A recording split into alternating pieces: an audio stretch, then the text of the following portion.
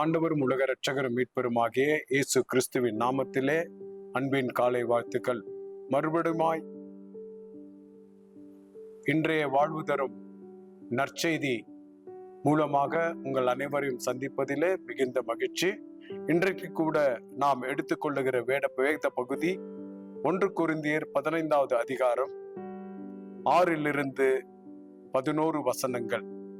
1 Corinthians chapter 15 verses 6-11. அதன் பின்பு அவர் 500 பேருக்கு அதிகமான சகோதரருக்கும் ஒரே வேளையில் தரிசனமானார்.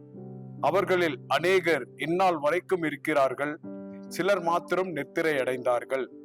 பின்பு யாக்கோபுக்கும் அதன் பின்பு அப்போஸ்தலர் எல்லாருக்கும் தரிசனமானார். எல்லாருக்கும் பின்பு அகால பிறவி போன்ற எனக்கும் தரிசனமானார். நான் அப்போஸ்தலர் எல்லாரிலும் சிறியவனாய் இருக்கிறேன்.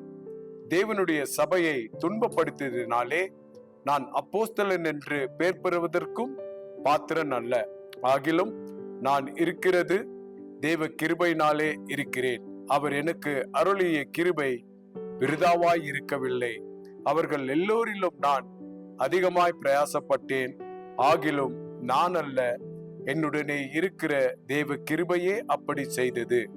ஆகையால் நானாகிலும் அவர்களாகிலும் இப்படியே பிரசங்கித்து வருகிறோம். நீங்களும் இப்படியே விசுவாத்திருக்கிறீர்கள். ஆமேன். இந்த இடத்துல பார்க்கிற பொழுது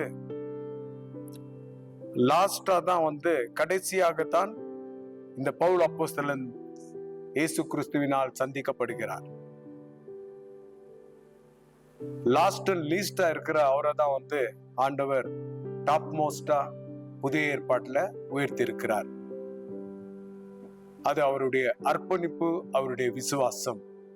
அவனுக்கு பிரியமானவர்களே, நாமும் ஜெபம் செய்வோம். இதோ இந்த கடைசி காலத்துல இருக்கிற நாமும் கூட ரட்சிக்கப்படுகிற இந்த வேளையில பவுலை போல வேத வசனத்துக்காகவும் தேவ ராஜ்யத்துக்காகவும் உழைக்கும்படி நமக்கும் அழைப்பு இருக்கிறது. நாம் ஜெபிப்போமா? அன்பின் ஆண்டவரே, இந்த நாள்ல இந்த வேளையிலும் கூட சுவாமி பவுலை தெரிந்து கொண்டு ஆண்டவரே, நீர் அப்பா அவரை ஒரு நல்ல ஊழியக்காரனாக மாற்றி அவரை உயர்த்தினீரே.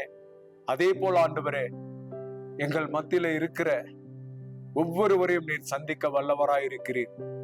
ஆமா ஆண்டவரே, இந்த வேளையிலும் கூட இந்த வசனங்களை கேட்டு என்னோடு ஜெபித்து கொண்டிருக்கிற ஒவ்வொரு குடும்பத்தினரையும் உம்முடைய கரங்களில் ஒப்பு கொடுக்கிறோம் ராஜா. நீர் யார் யாருக்கு எந்த ஊழியங்களை வைத்திருக்கிறீரோ, எப்படி தெரிந்து கொண்டிருக்கிறீரோ நாங்கள் அறியோம் ராஜா.